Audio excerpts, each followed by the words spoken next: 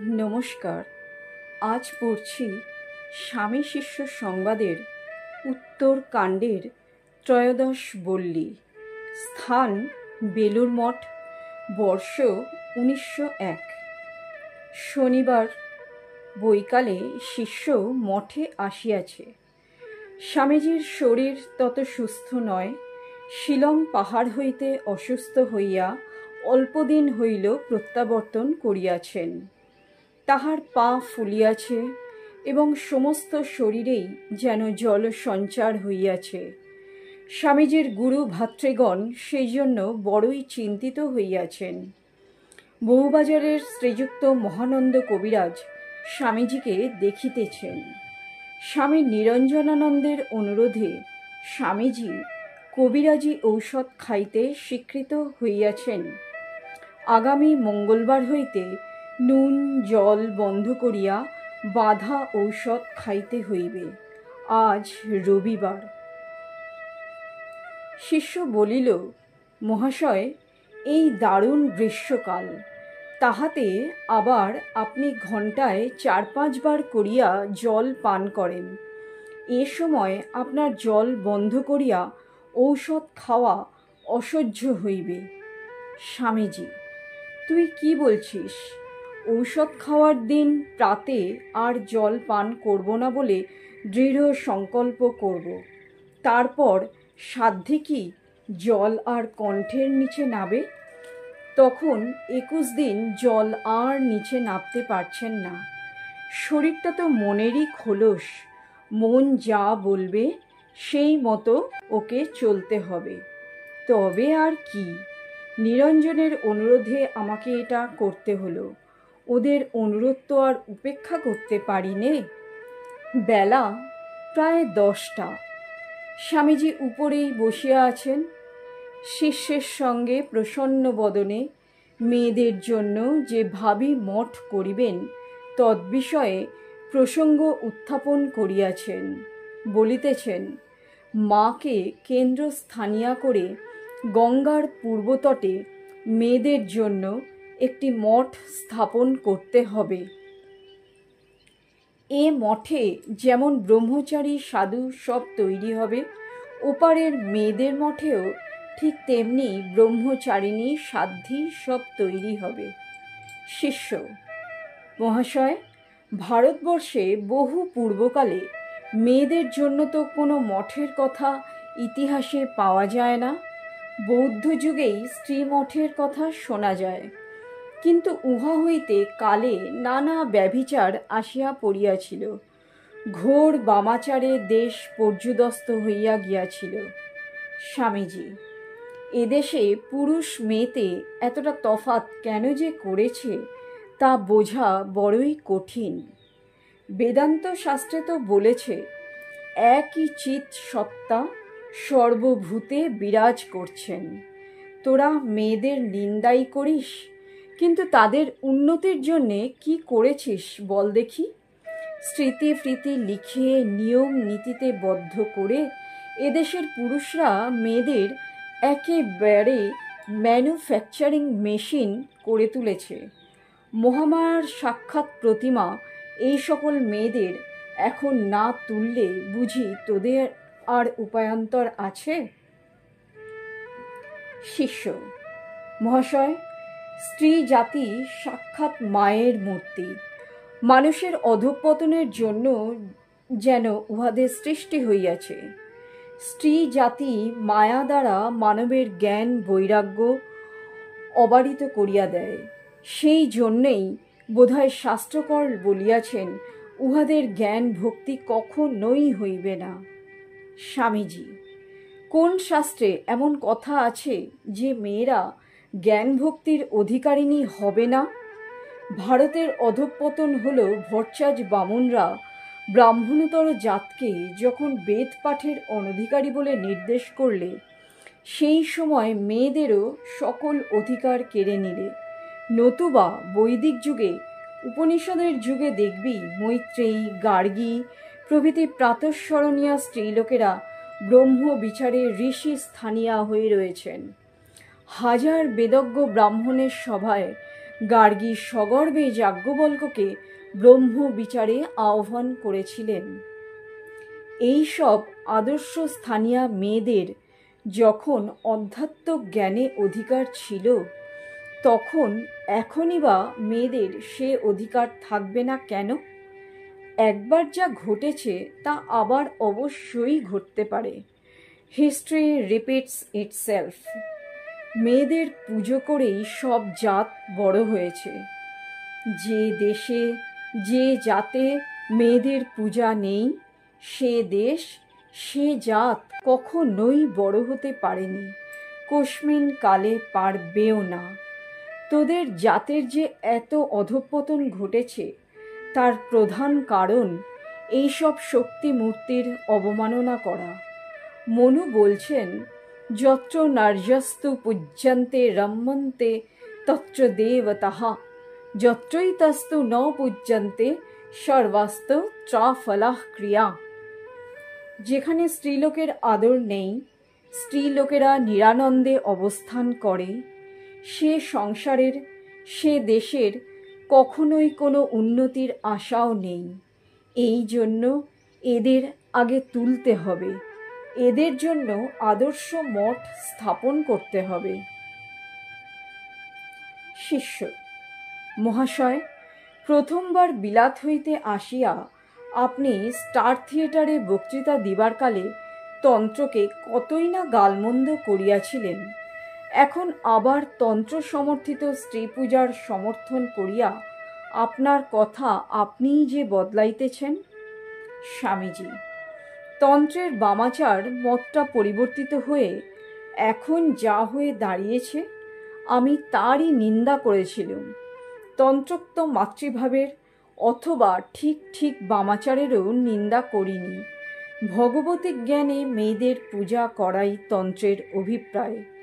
বৌদ্ধ ধর্মের অধঃপতনের সময় বামাচারটা ঘোর দূষিত হয়ে উঠেছিল। সেই দূষিত ভাবটা এখনকার বামাচারে এখনও রয়েছে। এখনও ভারতের তন্ত্রশাস্ত্র ওই ভাবের দ্বারা ইনফ্লুয়েন্সড হয়ে রয়েছে। ওই সকল বিভৎস প্রথারই আমি নিন্দা করেছিলাম, এখনও তা করি। যে মহামায়ার রূপ রসাত্মক বাহ্য বিকাশ মানুষকে উন্মাদ করে রেখেছে, তারই জ্ঞান, ভক্তি, বিবেক, বৈরাগ্যাদি অন্তর্বিকাশে আবার মানুষকে সর্বজ্ঞ, সিদ্ধ সংকল্প, ব্রহ্মজ্ঞ করে দিচ্ছে। সেই মাতৃরূপিণীর স্ফুরৎ বিগ্রহ স্বরূপিণী মেয়েদের পূজা করতে আমি কখনোই নিষেধ করিনি। শৈষা প্রসন্না বরদা নৃণাম ভবতি মুক্তয়ে। এই মহামায়াকে পূজা প্রণতি দ্বারা প্রসন্না করতে না পারলে সাধ্য কি ব্রহ্মা বিষ্ণু পর্যন্ত তার হাত ছাড়িয়ে মুক্ত হয়ে যান? গৃহলক্ষ্মীগণের পূজাকল্পে, তাদের মধ্যে ব্রহ্মবিদ্যা বিকাশকল্পে এই জন্য মেয়েদের মঠ করে যাব। শিষ্য: আপনার উহা উত্তম সংকল্প হইতে পারে, কিন্তু এত মেয়ে কোথায় পাইবেন? সমাজের কঠিন বন্ধনে কে কুলবধূদের স্ত্রীমঠে যাইতে অনুমতি দিবে? স্বামীজি: কেন রে? এখনও ঠাকুরের কত ভক্তিমতী মেয়েরা রয়েছেন, তাদের দিয়ে স্ত্রীমঠ স্টার্ট করে দিয়ে যাব।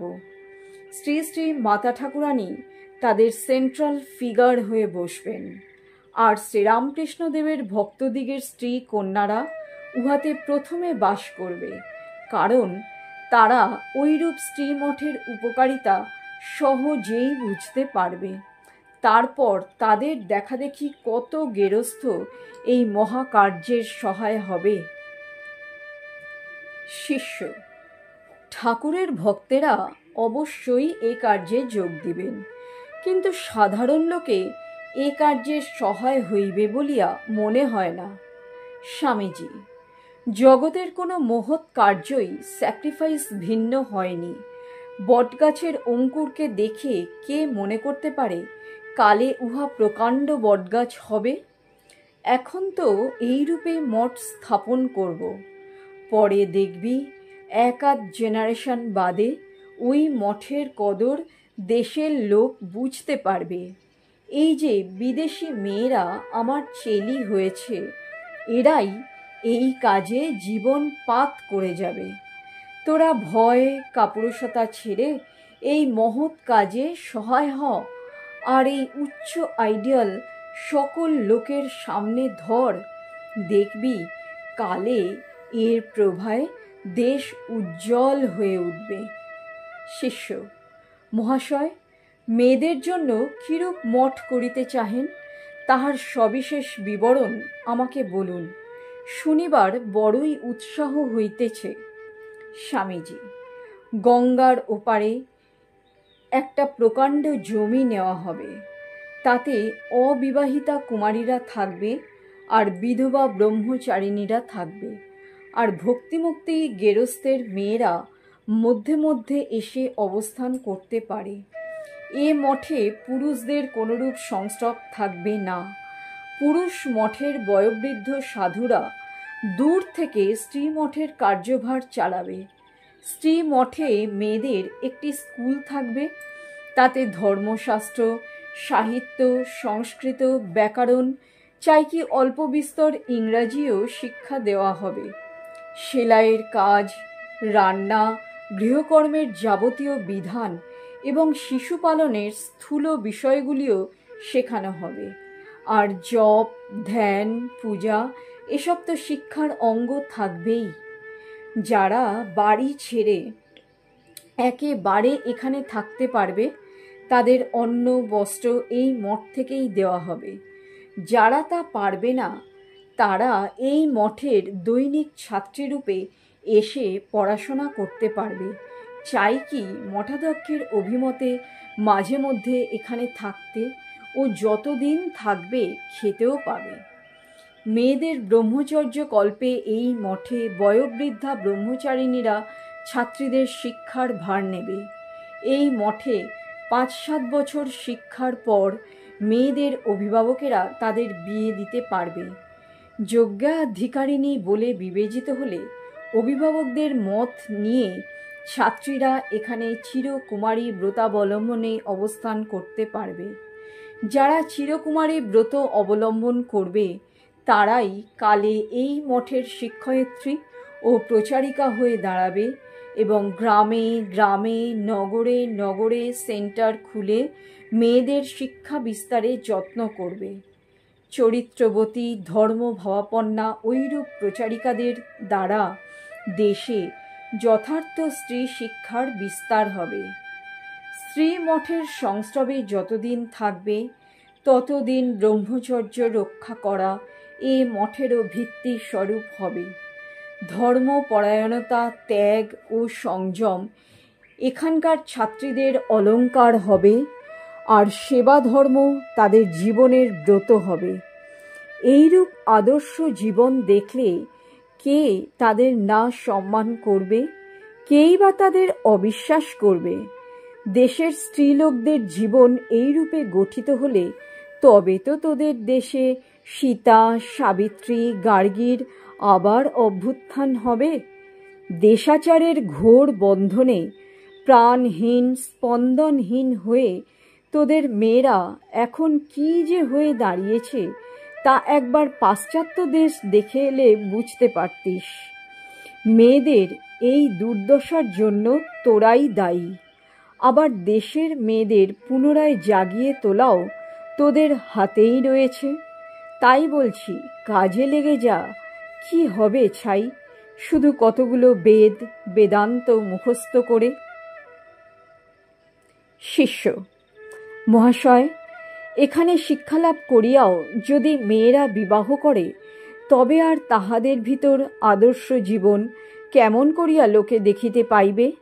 এমন নিয়ম ভঙ্গ হইলে ভালো হয় নাকি যে যাহারা এই মঠে শিক্ষা লাভ করিবে, তাহারা আর বিবাহ করিতে পারিবে না? স্বামীজি: তা কি একবারেই হয় রে? শিক্ষা দিয়ে ছেড়ে দিতে হবে, তারপর নিজেরাই ভেবে চিনতে যা হয় করবে। বিয়ে করে সংসারী হলেও ওইরূপে শিক্ষিতা মেয়েরা নিজ নিজ পতিকে উচ্চ ভাবের প্রেরণা দেবে এবং বীর পুত্রের জননী হবে। কিন্তু স্ত্রীমঠের ছাত্রীদের অভিভাবকেরা 15 বছরের পূর্বে তাদের বিয়ে দেবার নাম গন্ধই করতে পারবে না, এই নিয়ম রাখতে হবে। শিষ্য: মহাশয়, তাহা হইলে সমাজে ওই সকল মেয়েদের কলঙ্ক রটিবে, কেহই আর তাহাদের বিবাহ করিতে চাইবে না।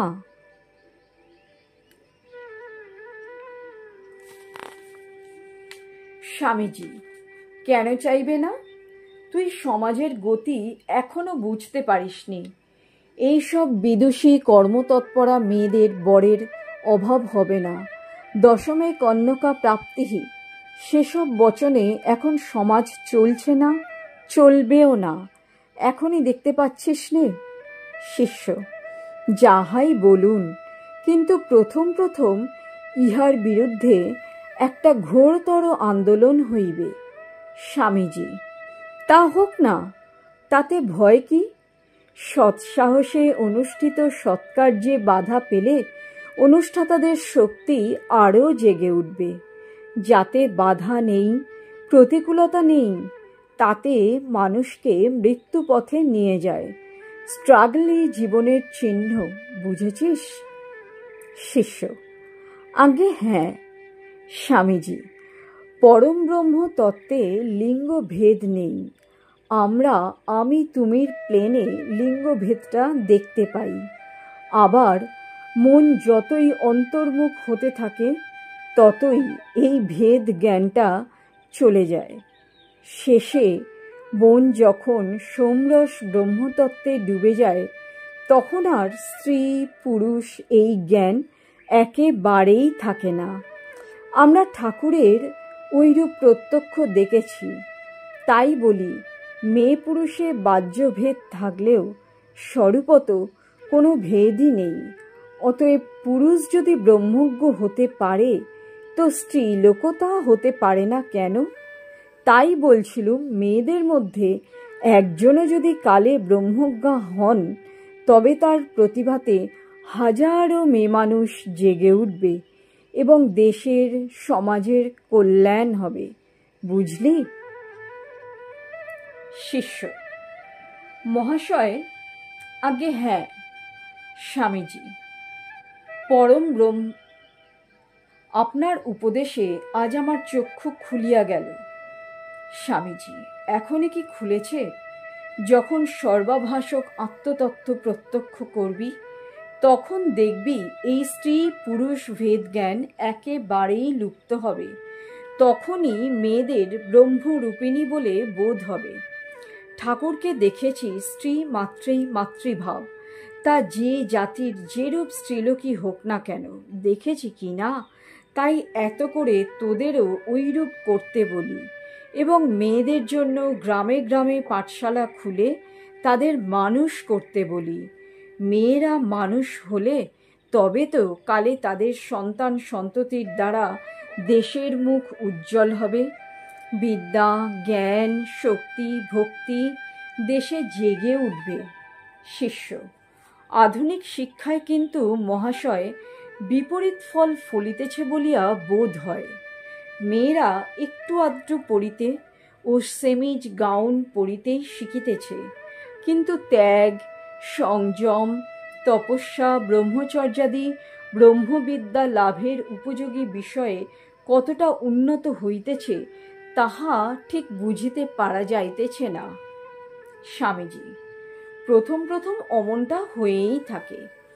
দেশে নতুন আইডিয়ার প্রথম প্রচারকালে কতগুলি লোক ওই ভাব ঠিক ঠিক গ্রহণ করতে না পেরে অমন খারাপ হয়ে যায়। তাতে বিরাট সমাজের কি যায় আসে?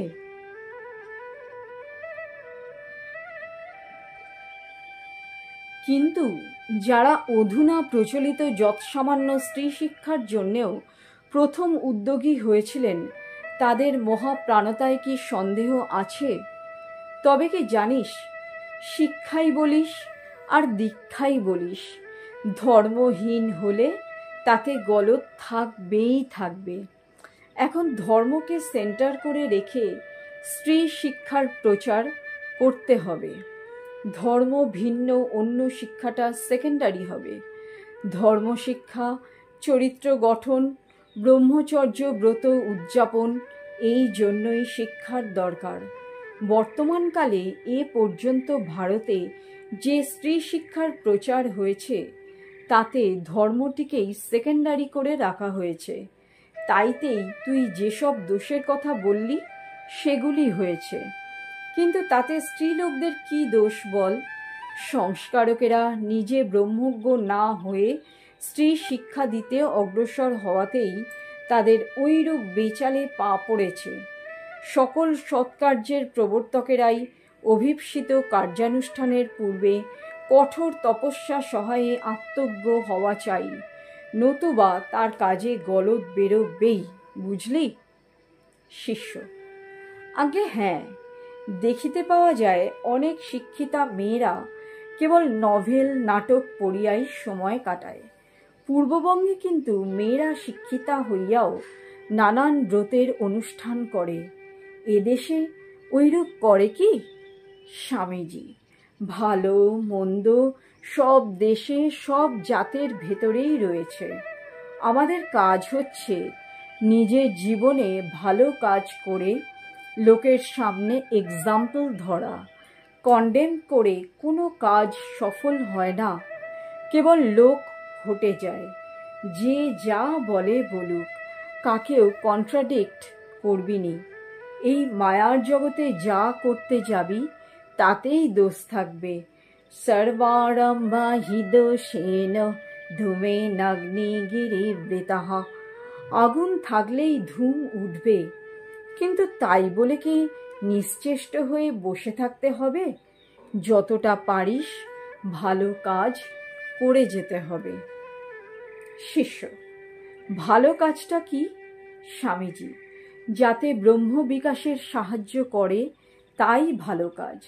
সব কাজই প্রত্যক্ষ না হোক পরোক্ষভাবে আত্মতত্ত্ব বিকাশের সহায়কারীভাবে করা যায়। তবে ঋষি প্রচলিত পথে চললে ওই আত্মজ্ঞান শিগগিরই ফুটে বেরোয়। আর যাকে শাস্ত্রকারগণ অন্যায় বলে নির্দেশ করেছেন সেগুলি করলে আত্মার বন্ধন ঘটে। কখনো কখনো জন্ম জন্মান্তরেও সেই মোহ বন্ধন ঘুচে না, কিন্তু সর্বদেশে সর্বকালেই জীবের মুক্তি অবশ্যম্ভাবী, কারণ আত্মাই জীবের প্রকৃত স্বরূপ। নিজের স্বরূপ নিজে কি ছাড়তে পারে? তোর ছায়ার সঙ্গে তুই 1000 বৎসর লড়াই করেও ছায়াকে কি তাড়াতে পারিস? সে তো তোর সঙ্গে থাকবেই। শিষ্য: কিন্তু মহাশয়, আচার্য শঙ্করের মতে কর্ম জ্ঞানের পরিপন্থী। জ্ঞান কর্ম সমুচ্চয়কে তিনি বহুদা খণ্ডন করিয়াছেন। অতএব কর্ম কেমন করিয়া জ্ঞানের প্রকাশক হইবে? স্বামীজি: আচার্য শঙ্কর ঐরূপ বলে আবার জ্ঞান বিকাশ কল্পে কর্মকে আপেক্ষিক সহায়কারী এবং সত্য শুদ্ধির উপায় বলে নির্দেশ করেছেন। তবে শুদ্ধ জ্ঞানে কর্মের অনুপ্রবেশ নেই। ভাষ্যকারের এই সিদ্ধান্তের আমি প্রতিবাদ করছি নে। ক্রিয়া, কর্তা ও কর্মবোধ যত কাল মানুষের থাকবে তত কাল সাধ্যে কি সে কাজ না করে বসে থাকে? অতএব কর্মই যখন জীবের স্বভাব হয়ে দাঁড়াচ্ছে, তখন সেসব কর্ম এই আত্মজ্ঞান বিকাশ কল্পে সহায়কারী হয়, সেগুলোই কেন করে জানা? কর্ম মাত্রই ভ্রমাত্মক, একথা পারমার্থিক রূপে যথার্থ হলেও ব্যবহার কল্পে কর্মের বিশেষ উপযোগিত্ব আছে। তুই যখন আত্মতত্ত্ব প্রত্যক্ষ করবি তখন কর্ম করা বা না করা তোর ইচ্ছাধীন হয়ে দাঁড়াবে। সেই অবস্থায় তুই যা করবি তাই সৎকর্ম হবে। তাতে জীবের জগতের কল্যাণ হবে। ব্রহ্ম বিকাশ হলে তোর শ্বাস প্রশ্বাসের তরঙ্গ পর্যন্ত জীবের সহায়কারী হবে। তখন আর প্ল্যান এঁটে কর্ম করতে হবে না, বুঝলি? অনন্তর শিষ্য: আহা, ইহা বেদান্তের কর্ম ও জ্ঞানের সমন্বয়কারী এক অতি সুন্দর মীমাংসা। এরপর নিচে প্রাসাদ পাইবার ঘণ্টা বাজিয়া উঠিল এবং স্বামীজি শিষ্যকে প্রসাদ পাইতে যাইতে বলিলেন। শিষ্য স্বামীজির পাদপদ্মে প্রণত হইয়া যাইবার পূর্বে করজোড়ে বলিল, মহাশয়, আপনার স্নেহাশীর্বাদে আমার যেন এ জন্মেই ব্রহ্মজ্ঞান অপরোক্ষ হয়। স্বামীজি শিষ্যের মস্তকে হাত দিয়া বলিলেন, ভয় কি বাবা, তোরা কি আর জগতের লোক? না গেরস্থ, না সন্ন্যাসী, এই এক নতুন ঢং। নমস্কার।